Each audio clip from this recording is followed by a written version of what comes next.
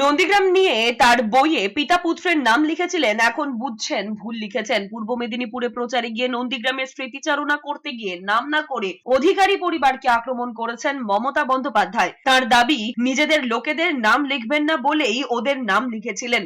এখন সংশোধন করে দেবেন, কারণ 10 দিন ওখানে যখন পড়েছিলেন তখন পিতা পুত্রের কেউই বাইরে বেরোয়নি, কোথাও ছিল না। সারা রাত বোমা গুলির আওয়াজ শুনেছিলেন, তাও পিতা পুত্রের পাত্তা পাওয়া যায়নি। মমতা বন্দ্যোপাধ্যায় আরো বলেছেন, নন্দীগ্রামে গুলি চলেছে, সিপিএম এর গুন্ডারা আটকে দিয়েছিল, তার গাড়িতে পেট্রোল বোমা মারার চক্রান্ত হয়েছিল। তমলুকের সভা থেকে মমতা বন্দ্যোপাধ্যায় অধিকারী পরিবারের সম্পত্তি নিয়েও প্রশ্ন তুলেছেন। কারো পাত্তা ছিল না, কেউ বেরোয়নি, না পিতা না পুত্র, কেউ না। 10 দিন কিন্তু পিতাও বেরোয়নি, পুত্রও বেরোয়নি। আর হ্যাঁ, আমি আমার বইতে লিখেছিলাম ওদের নাম, তার কারণ আমি কি করে আমাদের লোকেদের নাম অস্বীকার করব বলুন?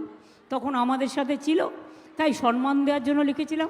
কিন্তু আজকে তো দাঁড়িয়ে লিখতে হলে ওটাকে পাল্টে দেবো, আমি সংশোধন করে দেবো। তার কারণ আমি নন্দীগ্রাম থেকে যারা এসছেন একজন নয়, প্রত্যেককে জিজ্ঞেস করবো, ছিল সেদিন ওরা রাস্তায়,